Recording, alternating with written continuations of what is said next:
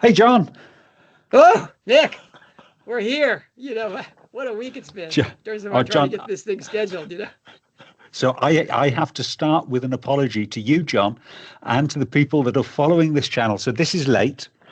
And on top of that, not only is it late, it's going to be far briefer than this subject really deserves. Scheduling, real life, and technology has all got in our way. Seriously, they don't know this, but you were on a mission of mercy this last weekend. We don't go into the details of that. It really sacrificial love that you showed to somebody this weekend. Um, and it's allowed us to have more conversations about this subject. And yeah, it's That's true. condensed. There's a lot of reading material to do on this subject. Yeah, But it's all providential, I hope. And I hope that people are patient. I want to send something to our paid subscribers. I'll talk about that during the show, what I'm sending to them. But for our subscribers that are really in a knot about this book, which is really challenging. It's as I think I said in my post on Monday. If you just read this thing as a straight up detective fiction piece, it really there's a fail there, and everybody feels it. And yet there's also a power to it. It's a rolling story. You're truly engaged at some depth, and as most of us don't live there, it requires what Ruskin called the deep mining. Where you sit there and stare at the picture until you get what the painting really is about, and that's what we're going to start today. I mean, we talked last time, or the first time we talked about, this one of the seven keys is the misdirection towards defamiliarization, kind of shocking thing. And this book is always has to be remembered that book 8 is the setup for books 9 and 10. And so we talked about the shocking things that Rowling is going to set us up with, and that was fun. But today we're going to talk about one of the other keys, which is the mythology tool, shed tool, and what it does inside the story. And as if we were going to do that already, Rowling is forced that one. Like, hey, those of you who are struggling, look at the mythology. Look at the mythology, and not just mythology in general. But this specific myth. And maybe you'll get what I'm after here, and what the next book promises. Now that was a shocking thing, Nick, and it went up right after our defamiliarization. Yeah. Post went up an hour afterwards. Hey, all you people! I mean, talk about that, Nick. This is your bailiwick here.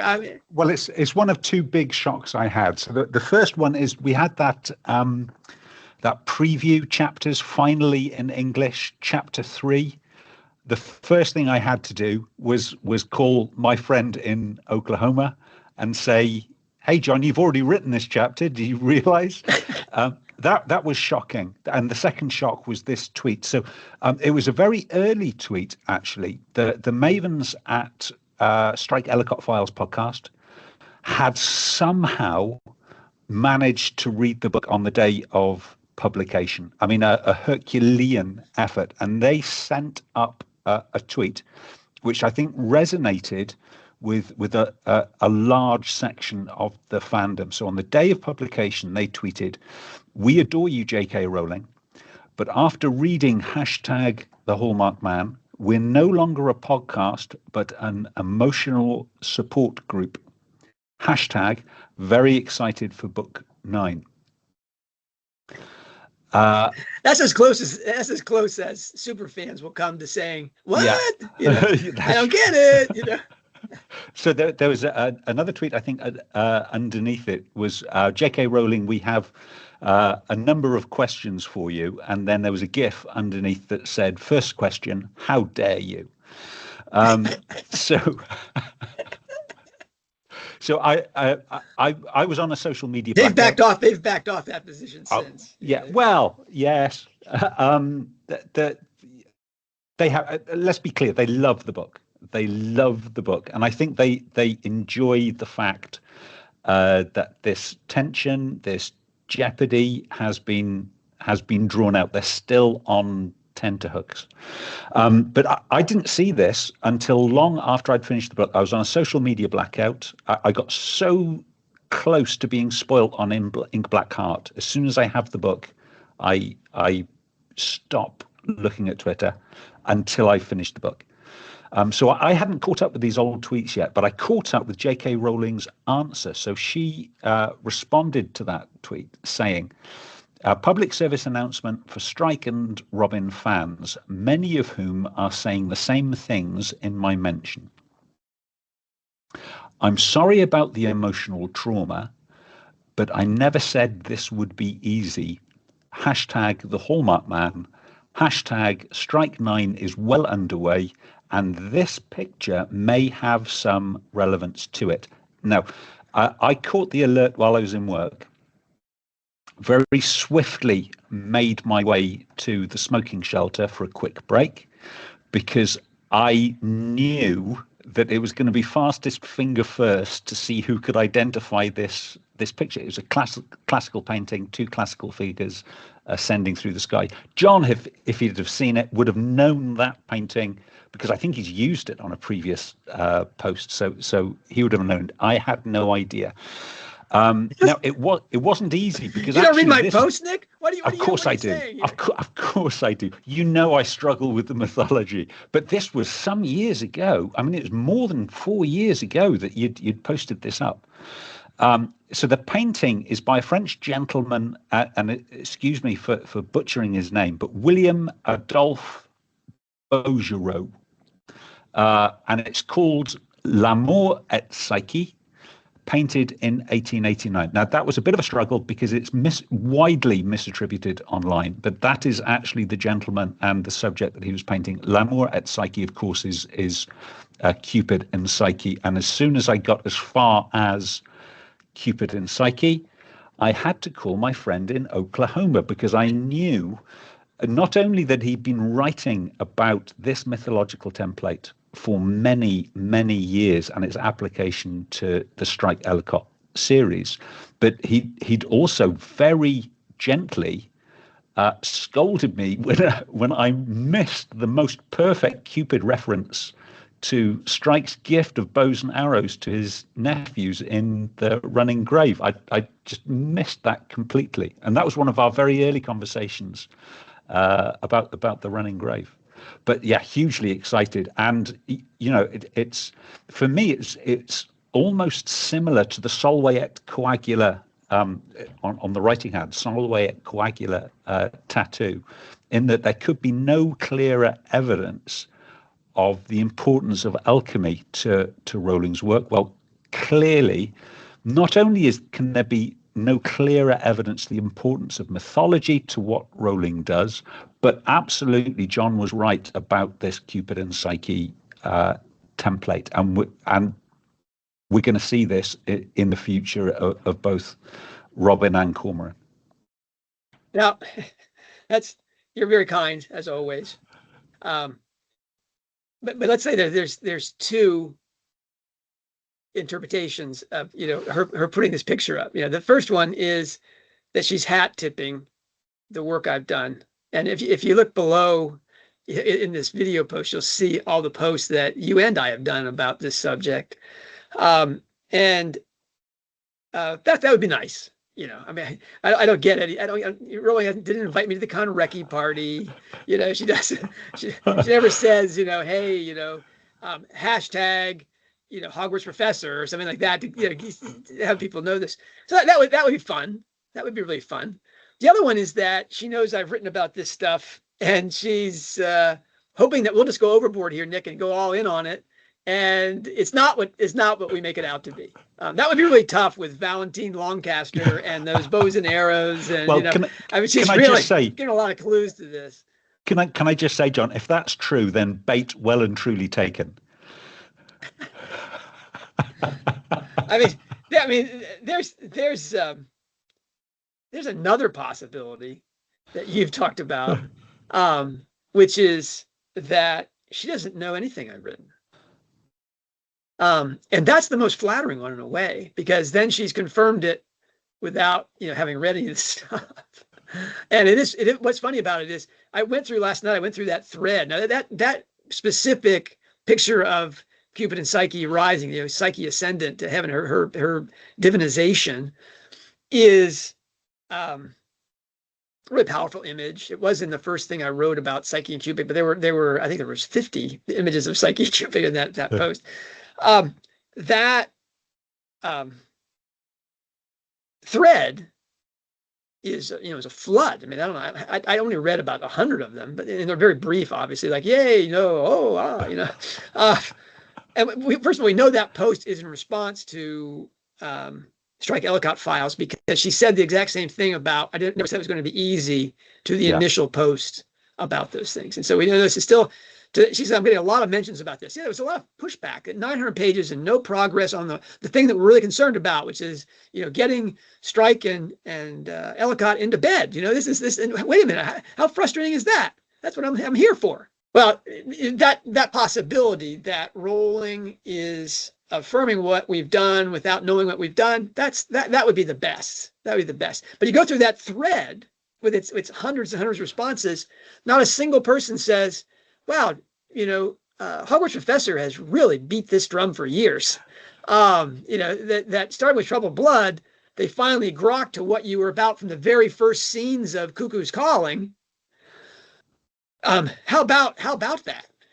No, I think one of the Strike fans crowd says, this reminds me of what someone says. I wonder what she's thinking today. So someone apparently has talked about this on one of their podcasts or something and mentioned that work that we've done, or maybe even just grokked to it themselves. I mean, and that would be great. But nobody said, wow, we've beaten this to death already. Three cheers for the Hogwarts Professor crew for, figuring this out. And it's largely that Rowling is offering that as a corrective because she understands, of course, why she uses mythology in her writing. And we haven't got that much time today to go through all the details, how the death of Lula Landry and the proposal of Matt Cunliffe underneath the statue of Eros, which is Anteros in Piccadilly Circus, why those two things are really about the Psyche and Cupid myth and how it plays out over the story. But we can talk about mythology as an important tool in what Rowling does. And I wrote a post about this just this time last year, called, it's provocatively called Rowling's G-Spot and Triple Play. And what the G-spot, just so you can remember it, is the spot is the point of origin, and the G is for genius. And that what makes Rowling really the writer of our age is that she takes these personal issues and core beliefs in her lake, the springs of her lake, and she crystallizes them using these traditional tools in her shed so that it's archetypal. It's a universal experience. It's about what all of us, know about. That she's really writing in this book. She's really writing about love, and what Paul Deal, one of the interpreters of myth that I'm sure she's read, or Robert Johnson, are talking about is how love is to be understood, which is really, what life as a human being is about.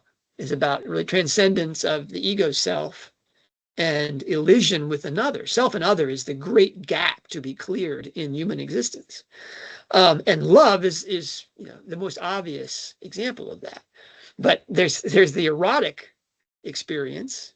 I'm already going into the interpretation. What Paul Deal talks about in terms of mythology is that there's banalization and then there's sublimation. The banalization is the reduction of things to just the coarser aspects of life, love to the sexual, love to be, falling in love with love, which clearly was what the Psyche and Eros myth is about. But then there's the sublimation where you transcend that, and both men and women do that differently. Men largely through ascetic exercises, and women through a denial of their feminine nature, the caring and nurturing aspects, and their love of beauty is their exteriorization of beauty is so core to the feminine experience biologically There's a funny book on breastfeeding called "So That's What These Are For," about breasts, and that's obviously a part of the feminine function. They feed people out of their bodies. To a man, that's just like it's so alien to us. Obviously, how can we possibly understand that? Feminine psychology is something that Rowling obviously is consumed by, and these books, the Cormoran Strike novels, are really about this struggle between the erotic on the banal level and the anti-erotic, which is about this sublimated, elevated love. And there's also just let's go through the myth, Nick. Do you have your notes about this myth for people that, and this is covered in all these posts that are down below, but and in fact, there's actually the Apuleius Golden Ass retelling of the story that all the psychologists and myth lovers use. But can you give us a 5-minute summary of this? So really quick summary. So we have Psyche, who is a beautiful young lady. She's feeling a little bit like her life is going backwards because all of the ladies that she knows, particularly her sisters, are getting married and having families, and she isn't. She's noticed by Venus, Aphrodite, so a cold, calculating, if incredibly beautiful woman, who decides to get her revenge. She does that by setting Cupid to fire one of his arrows at Psyche so that she will fall in love with some hideous person and therefore shame her own beauty. Now, Cupid is the erotic form of love. He plays around a lot. He allows other people to commit adultery, generally incontinent. You could call it, I guess, some sort of a distraction technique from his own lack of inner love, inner connection. But it all goes wrong. So he shoots himself with an arrow accidentally, and he then falls head over heels in love with Psyche. This upsets Venus. Venus decides to punish Psyche, and she does that by setting a mock, kind of perverse wedding. Almost, it's set out almost like a funeral, in which she is going to be wedded to some horrible creature. And this happens by, at the ceremony, Psyche is sent off a cliff. You can imagine this like a long staircase. She tumbles off the cliff, is caught by the sacred wind Zephyr, and is transported to this pleasant location where the creature that she is paradise, the creature that she is married to, she is forbidden from ever seeing. Sisters petition Venus to be allowed to visit her in paradise. They encourage Psyche to take a glimpse of what her husband is, expecting her husband to be this hideous serpent-type creature. She is successful, catches a glimpse of Cupid, and is then banished by Venus. Have I got that right so far? I mean, there's differences in the way the story is told, but yeah, that you get us into the veil, and we have the light and the knife. She takes the lamp and oil and looks closely and sees that this is not a monster. It's the god of love, and she's ready to kill him. And he wakes up because the oil drips on him. He's injured. He flies off. He goes into a bower. He chastises her, and then he flies off to Venus's thing. And now she's really lost, right? I mean, she is. She kills her two sisters. They've got Grimm's fairy tale in there. She kills the two sisters. That's one of my favorite parts. Anyway, so they get their just desserts.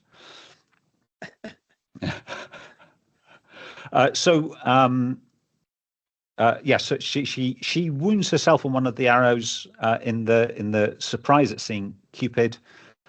She falls in love with Cupid. So now both Cupid and Eros are passionate in love with each other, but he flees. She tries to pursue, but she is abandoned on the bank of a river where she is discovered by Pan.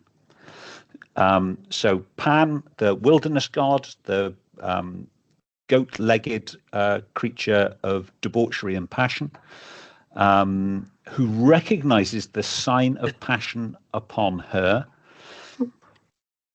And then she acknowledges Pan, his divinity, acknowledges him as a god, and then begins to wander the earth looking for her lost love. Now, during the wandering, she comes upon a temple of, and I'm going to pronounce this wrong, is it Ceres or Keres? Ceres, like cereal. Ah, okay. Where she sees disordered offerings of grains and garlands. She tidies everything in order, and then Ceres himself actually appears, and he agrees to give her help. It's a she. It's a she. She only goes. She. She only goes to goddesses of. Anyway, this was a mistake. This was a mistake, giving the engineer the mythology run over. Okay. This is great. I'm loving this.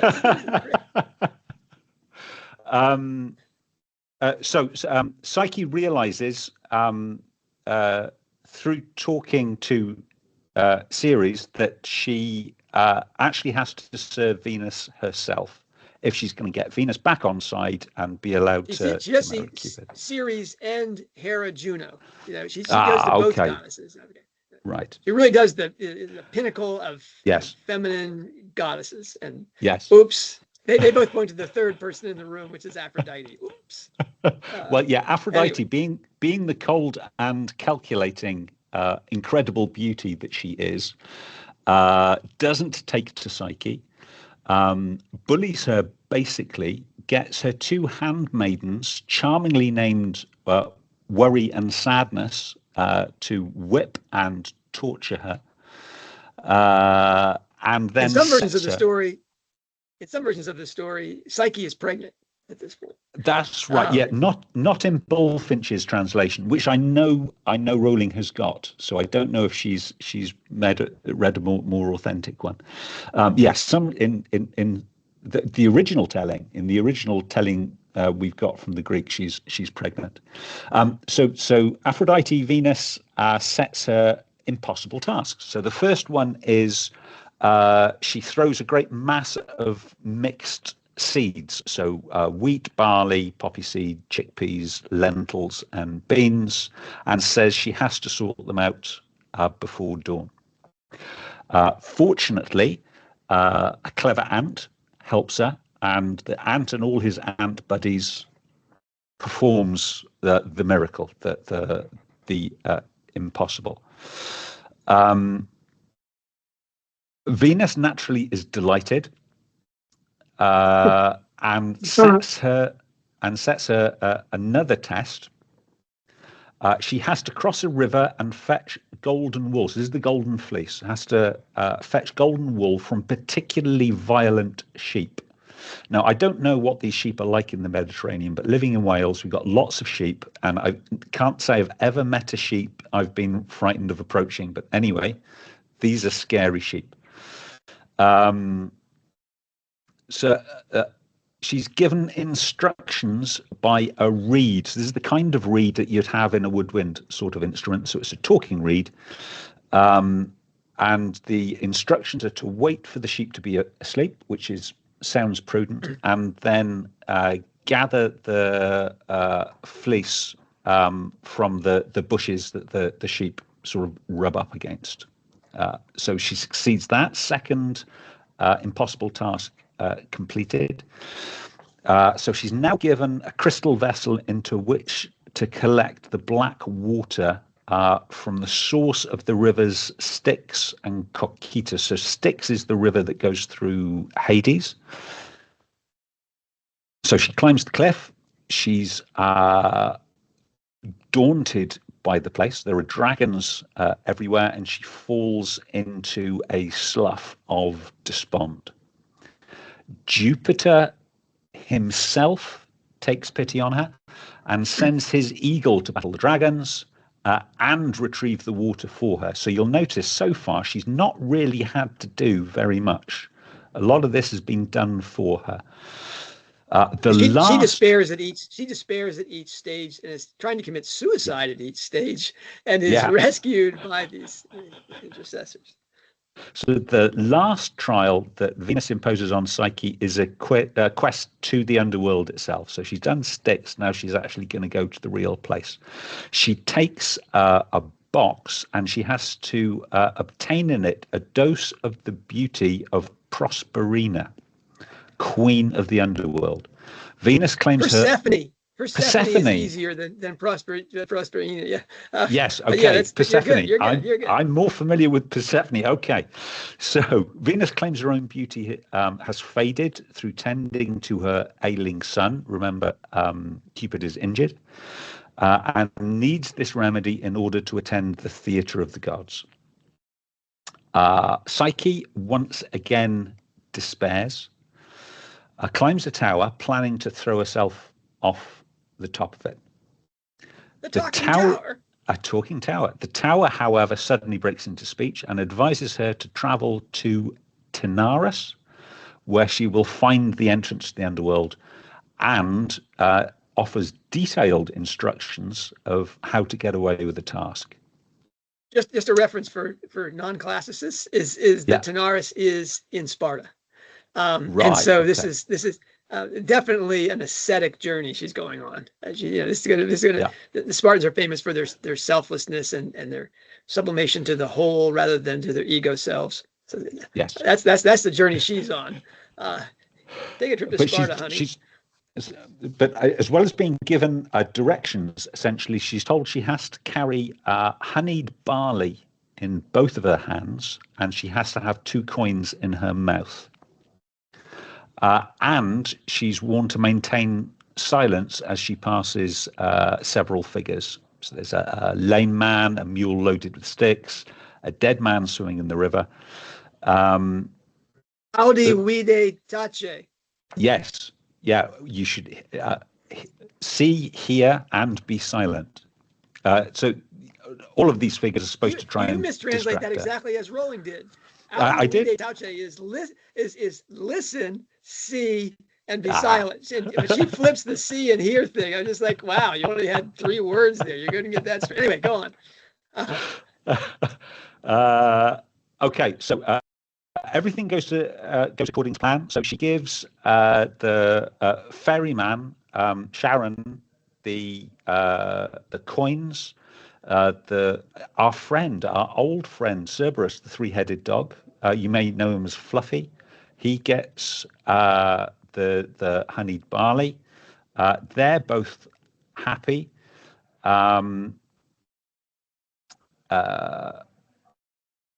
There's 3 trials here. The reason she's given the cakes is not only to feed Fluffy, okay, but it's to make sure she can't use her hands, because because she's going to be tempted while she's in hell to help people, because that's what I do.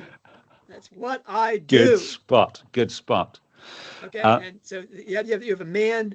I'm going to jump in here because this is the part that I love is there's a man and he's on a lame ass, and the sticks keep falling off. He's got this thing loaded up and he doesn't want to get off the thing because he's got a bad leg. Not especially subtle reference there, and he can't get off the donkey. And he's asked her to help him pick up the sticks that are falling off. And again, the tower. The talking tower, which is really the ascendant, says to her, "Don't pick up sticks." And then there's 2 other trials. There's a floating body as they go across the river. A man whose hands are somehow mangled. And he asked for help to get into the boat. Don't help him get in the boat. You still got that cake you got to hold on to. And then both cakes at that point. And then there's women that are weaving, and they want her to help, while they're doing this stuff, help with her hands to do these things. Anybody's helped somebody, with knitting and such, so they know what this is about. So, and they say, don't help the women, don't help the lame man, and don't help the guy floating next to the boat. Now, the boat we recognize from Half-Blood Prince, and other spots. But anyway, this is somebody she knows really well. Anyway, she gets to Persephone, Proserpina, and what happens, Nick? So Persephone grants a wish, fills up the box with her design beauty, and Psyche is almost home and dry. She's got exactly what she needs. She's told she can't eat. She can't eat all the wonderful meal, because if you eat in hell, the delights of hell, you stay in hell. Yes. So instead, she just asks for coarse bread, a Spartan meal. Yeah. She won't sit at the table. She has to sit down. Pardon me for interrupting, but that's a big scene. That's a big piece. But she's also not allowed to open the box. Little self-control here. This is Psyche's downfall, because Psyche has to know. She's a detective. She has to know. So she opens the box with a bold curiosity, with the aim of enhancing her own beauty, but she finds nothing inside but an internal Stygian sleep, which essentially puts her into a unmoving torpor. I'm going to interrupt there because you said it's curiosity that drives her to do this. And that's Pandora in that box. This box is really her desire for beauty. I mean, she's repressed all of these feminine wanting to help people and nurture them, especially that poor guy with the bad leg. And instead, she gets through all of that. She has the coin, she has the cakes for the dog, and she's literally outside the cave. She's made it. That desire to be beautiful and to be longed for, really the erotic impulse, that catches her. And as you say, she falls asleep. And at this point, it's like, now we're at Sleeping Beauty. Yeah. So every Sleeping Beauty needs a Prince Charming. Meanwhile, Cupid, who's been healing under Aphrodite's care, is now healed. He's got a scar, but he's okay. He flies out of his mother's house via a window, finds Psyche, draws the sleep from her and replaces it in the box, and then pricks her with an arrow. He lifts her into the air and takes her to present the box to Venus. So is this Psyche ascending? Is that the point? That's right. That's the moment. Okay. That's the moment. And there's some differences about when the Eros thing, but you go. Yeah. In English, you get Eros and Anteros. It's fun, but it's not so much in the Greek. Not so much in the Greek. Sagittarius. There's different quite to the thing. But anyway, go on. This is great. So Cupid takes his case to Zeus, the king of the gods, who gives his consent in return for Cupid's future help when Zeus may want a certain maiden. Zeus has Hermes convene an assembly of the gods in the theatre of heaven, where he makes a public statement of approval, warns Venus to back off, and gives Psyche ambrosia, that's the drink of immortality, so that the couple can be united in marriage as equals, sort of like a partnership in a detective agency. Their union, he says, will redeem Cupid from his history of provoking adultery and sordid liaisons, which he has always claimed was just a distraction technique. Zeus's word is solemnized with a wedding banquet, and they are happy ever after, John. And they have a child. They do well in some versions. They have a child. We talked about Bullfinch's translation. The child is omitted, but in the original Golden Ass, then they have a daughter whose name is Voluptas. That's right. Which means pleasure. So, very well done, Nick. That was thank great. you. That was great. I mean, pardon my interruptions. I mean, no, I love more the than story. welcome. I need to say, first of all, that I've got 14 books on mythology on my wall, all of which I have bought. That's not true. There's one book that I had before that, Paul Deal's Symbolism in Greek Mythology, that my mentor at the University of Chicago introduced me to, and that had all the answers in it. I didn't need any of the other 13 books. But anyway, the mythology is so important to her because it's one of the 7 keys, 7 shed tools, because it's about what Rowling does. Rowling is writing about really exteriorization of the inner person in story with these archetypal symbols. So she has literary alchemy. She has Christian symbolism. She has the psychomachia, the soul allegory. That's right there in your face. All of them, again, are about this perfection of the soul in the spirit. And the chiastic structure represents that structurally. But we also have it in the Christian symbolism, because that obviously represents the divine aspect. And we have it in the mythology because all of mythology, at least the better ones, are about the meeting of the psychic sphere, the human sphere, and the divine, and the elevation of the one into the other. What Paul Deal talks about, in terms of love, is banalization and sublimation. That we're going to experience the sublime, the anagogical. We can do that in story, and really the purpose of story is to, again, let us see with our, the eye of the heart, this aspect of ourselves, and to be invited to that journey. When you're reading these stories, and all you're looking for is, I forget the name of the characters, the actors, excuse me, that play the parts of Robin and Strike. You have that in your mind. You're like, oh, I just can't wait for them to lock lips. I can't wait this and that. Well, you're into that's the banalization of love, and you're missing the sublimation, which is really this vocational aspect, where you're conjoined. There's a mutuality of love, and Rowling is talking about this from the very beginning of the books. The very first scene is Lula Landry falling. She's dead on the street, and we learn later that she has 2 brothers, neither of whom are like biological brothers. Well, one's a half biological brother, but he loves her.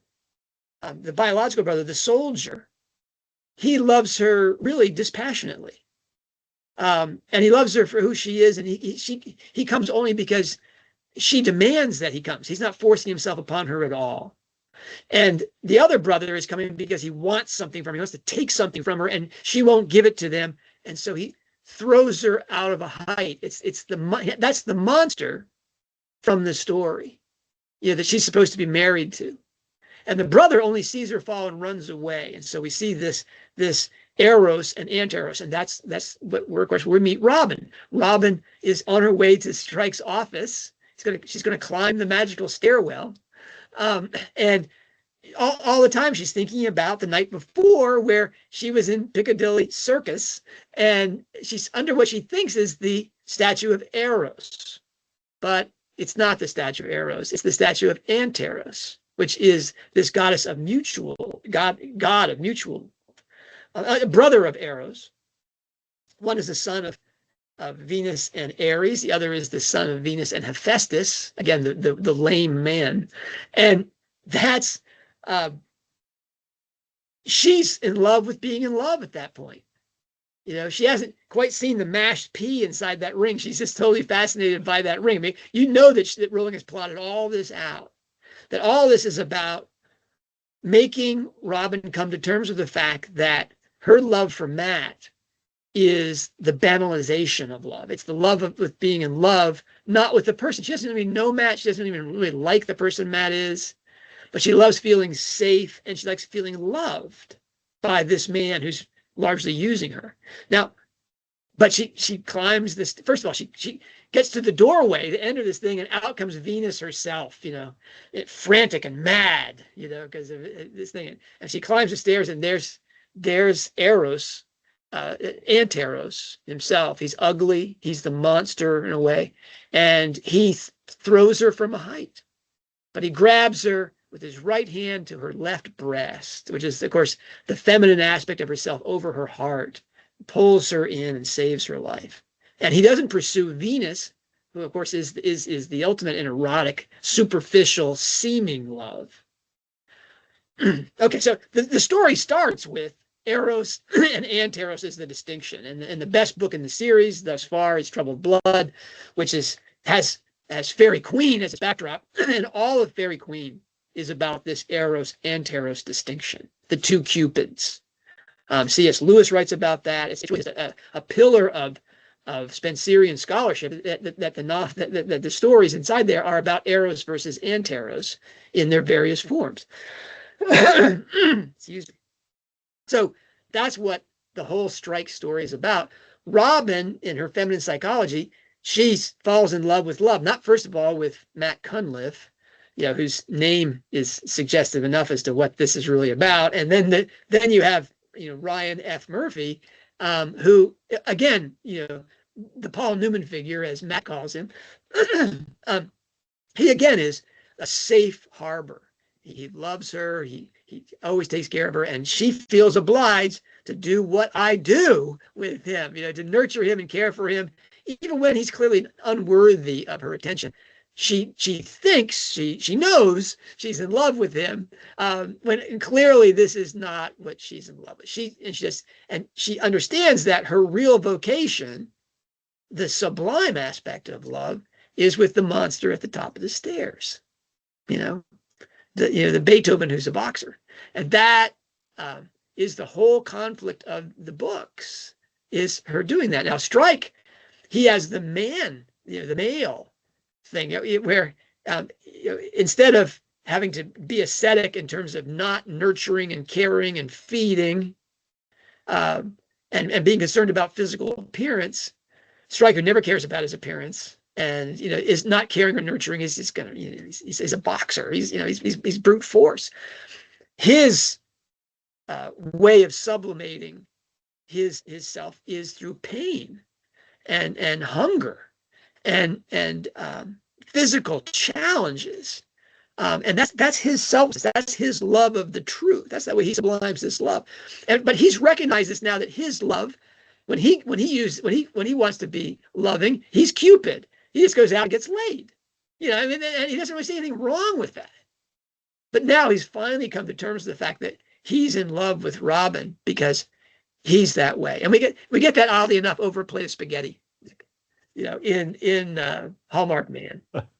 And this, and we get this marriage of all of these elements of Rowling's theory: the mythology, the alchemy, the psychomachia, the chiastic structure, the Christian symbolism. All of these things blend together, in addition to the shock and the writing about writing and the experience of reading and writing. Now, that's the 7 tools right there.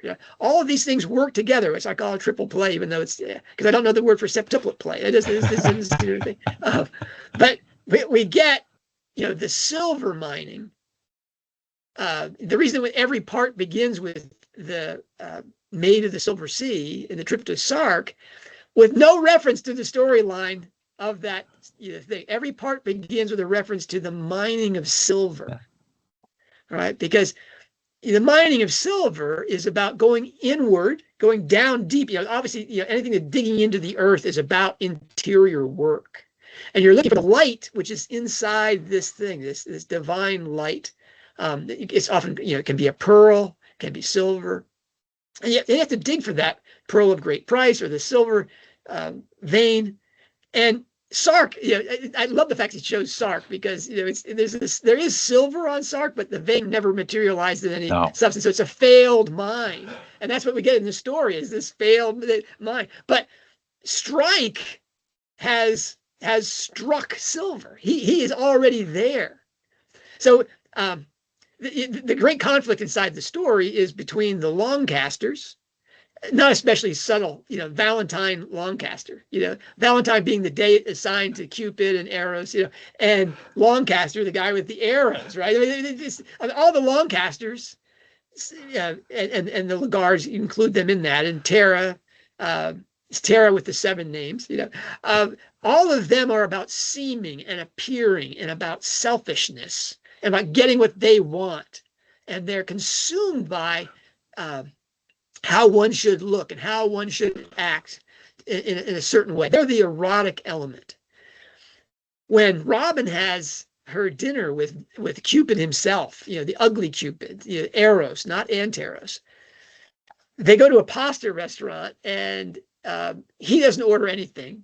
Maybe he orders a beer, a Peroni, which unfortunately, looks like Al Ropi. But anyway, Robin orders a plate of spaghetti carbonara, and Valentine doesn't eat. He leaves her, calling her a pit pony, which is a whole thing of, the pit, being down, in there.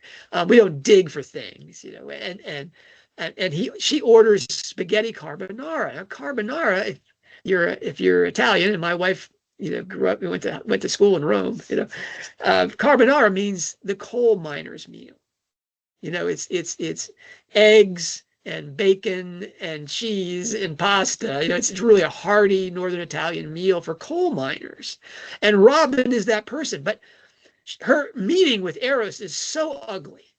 And it reminds her so much of that her relationship with Ryan F. Murphy is exactly that kind of superficial, safe place for her.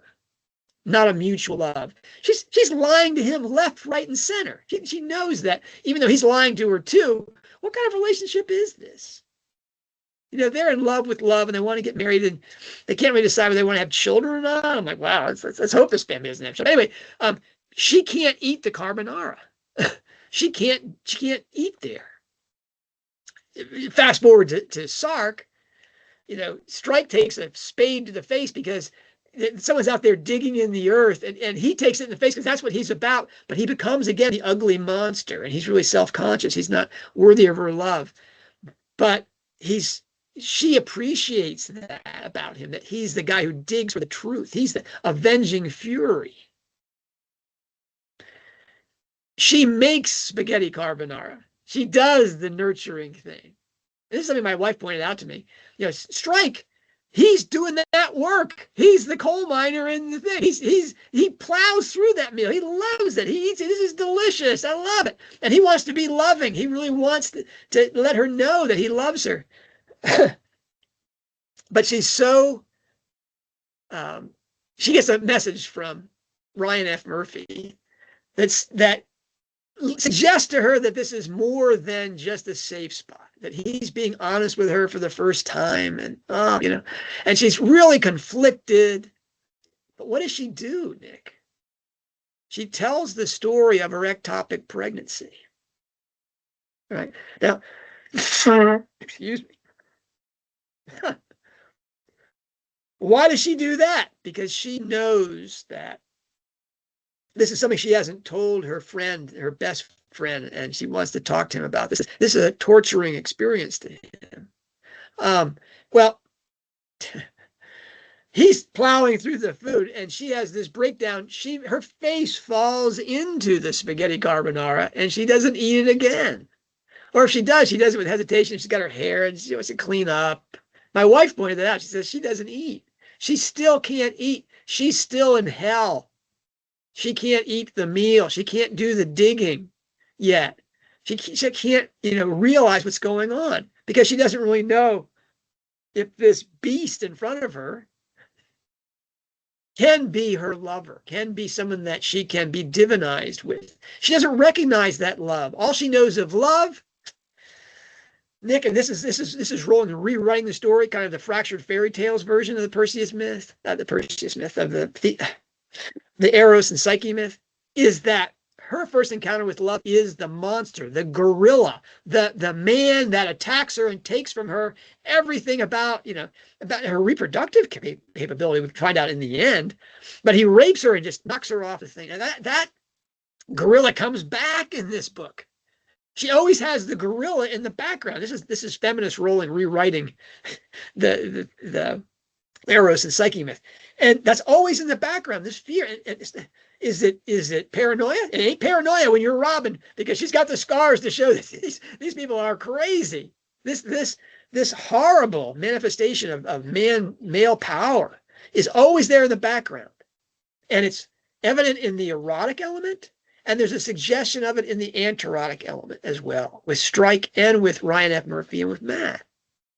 And this is the conflict that she has, which is the conflict of every woman and of every man as well. Though we approach it, we have to go through different things, to get there, to be whole, to have our soul married to spirit.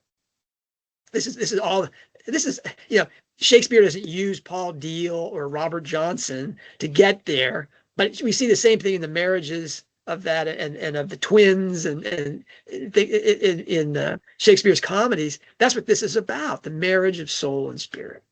And Rowling, when she's confronted with people saying, "Oh, they're not together yet, what's going on?" she flashes them a picture of Psyche ascendant saying, "We're not quite there yet." And she says, "I never said it was going to be easy, because going to hell is not easy. It's a struggle. And the reader has to go through this. This is the elevation of the reader inside this story. This is the power of mythology." And Rowling gets that. Now, we haven't talked about where she gets this, Nick. Now, that's your bailiwick. She comes to mythology honestly. Can you talk about that? I mean, this is the biography side of things. Yeah, really quickly. So Rowling always said that what she wanted to study at university was English. She wanted to study literature, but she was advised by her family. Being a clever young girl as she was, what she needed was a lucrative career as a secretary. Her father suggested that bilingual secretaries earn much more. So she went to study languages. So she went to Exeter to study French and German. Partway through the first year, and remember, this is really the first bit of freedom from home life that Rowling has got. She came to the decision that German and her should probably not maintain a relationship, and they shouldn't fool themselves that they were going to be friends afterwards. So she dropped German, plucked up her courage, and went to the classics department. So she at least started what in the US would be called a double major, which would be French and classical studies. She goes to classical studies. I'm about to break in here and go, that is not classics. So yeah, John, classical studies is not classics. So thank you for saying that. But I'd have been much better off if I had taken classical studies. Yeah, it's great to have some facility. You can understand what that nasty Brentfoot is saying, when you read that stuff. But you can't.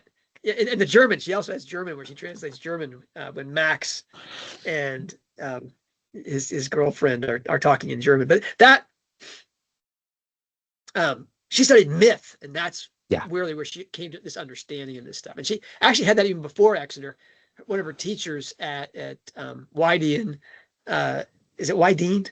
Wydeen Comprehensive School. Eventually becomes an astrologer and writes a book on mythology. So I mean, she's clearly been exposed to myth really from the get-go by her English teachers, and that's really where it begins. He has this stuff from the very beginning.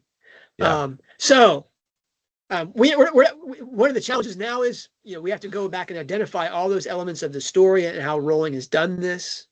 But if you have the large picture, that's what we've given you today. We haven't given you what is the man on the lame man on the ass? Who's that? And who's the person floating through the river? But this whole thing about I want to talk about is the biggest problem in the story to me is Strike saying, I talked about this on the post, the textual post, is that Strike repeatedly says, from Sark forward in the book, he says that we have to figure out why the murder in the Silver Vault was a necessity. And we get to the finish, and we're just like, that's not a necessity. No. Just because he's short doesn't mean he has to be killed inside a silver vault. No. But if you understand the allegory of the silver vault, they have to go down into the earth to where the silver is. And there, this man who doesn't really care about the silver, he just wants to murder this man who's fallen in love. He's a sex trafficker, and he's fallen in love with this woman who's related to him, by adoption, that he's molested. I mean, Ian Griffiths really is an Eros figure in the worst banalization way. And he goes into this thing and he crucifies, he totally destroys this innocent young man who's going to take this woman, this pregnant woman, into his life and take on a totally new identity. Okay. That has to happen in the Silver Vault because of what silver underground represents, that inner work. He has to show that that's a terrible thing and that the silver can be hidden, and he crucifies that person. Literally, he takes they talk about the nose and the eyes and all these things. He takes the teeth out. Do you ever have to brutalize a body to remove the teeth?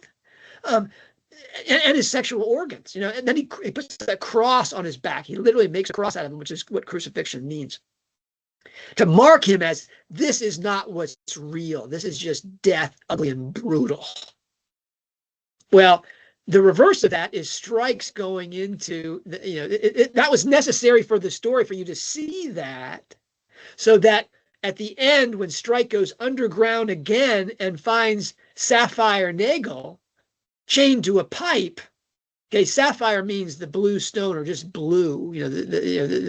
She's a spiritual element, and Neagle means champion. It's from Neil. And and she's pale. She's horribly pale. She's the pearl underground, basically. She's the light. And Strike has worked to get to that point, and he brutally, as a man, goes underground and he trips Griffith, and Griffith doesn't. He's so effing short. He's a pygmy. He's the midget. All those things. Strike takes him down there and suffers, has his ear taken off. I think that could largely be a distractor because he's committing so many crimes inside this thing. But that's what was necessary about the crime being committed underground in a silver vault, is so you understand the allegorical spiritual meaning of his rescue of this woman, that his love for other, and specifically a woman, and rescuing her is anything but erotic. It's entirely anti-erotic. And he's mutilated almost the same way the body is in the silver vault, hence the silver thing, that he suffers the way Tyler Powell suffered for these women that are being sexually trafficked. And sexual trafficking, that's a core thing for Rowling because it's entirely erotic and abusive. There's nothing anti-erotic and mutual loving about it. There couldn't be a worse crime in her mind. So the murder mystery they have to solve is about this Eros figure who desecrates the body of this man who's pursuing this silver underground, and Strike has to come to that realization himself and rescue this pearl underground at Iron Bridge. Iron is, there's a wonderful scene about the Masonic thing. We can talk about this later, but where Pike says that silver and lead are like love versus lust and lasciviousness. It's really the whole reason I think the Masonic stuff is in there, is that Pike talks about Eros and Anteros.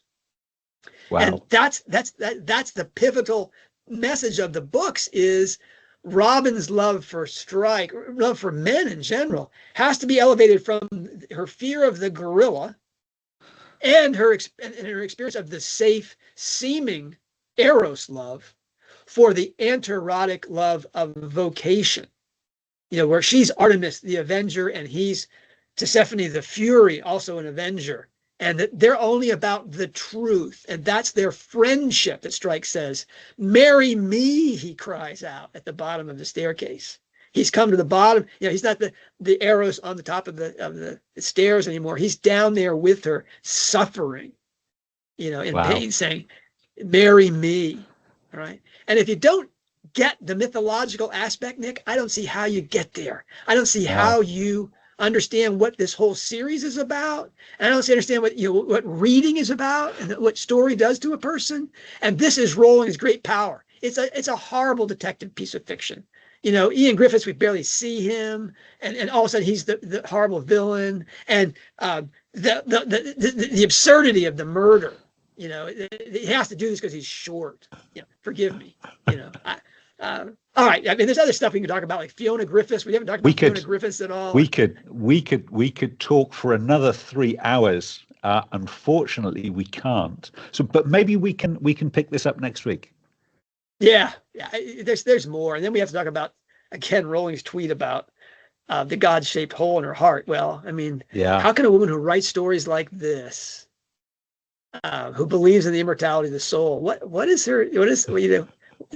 she's clearly talking about the soul's perfection in the spirit, and yet she can't go there. What are the obstacles to that? Anyway, we'll talk about that. But seriously, we owe this all to Strike fans and the Strike Ellicott files. If they hadn't, voiced right up front and center, how dare you and all this stuff. If they hadn't done that and said that, how painful they found the story in their, idolatory turns towards Rowling. If they hadn't done that, then Rowling wouldn't have said, "I never said it would have been easy," and flashed a Psyche ascendant. No, I think it's true. I would have said this about mythology, Nick, but nobody would have believed me. Instead, I got Rowling in the background, and now everybody will be like, "Oh yeah. We always knew about the mythology, John. We always understood that lake and shed thing." Sure you did. All right. Anyway, but that's the power of this story, and why, even though this story really is important mostly for getting us to the last two things, I think it's most important because it lays out so powerfully this Eros Anteros distinction and the agony that Robin is in between gorilla man, safe man, and spirit. The mutual love of Anteros, which is Cormoran Strike.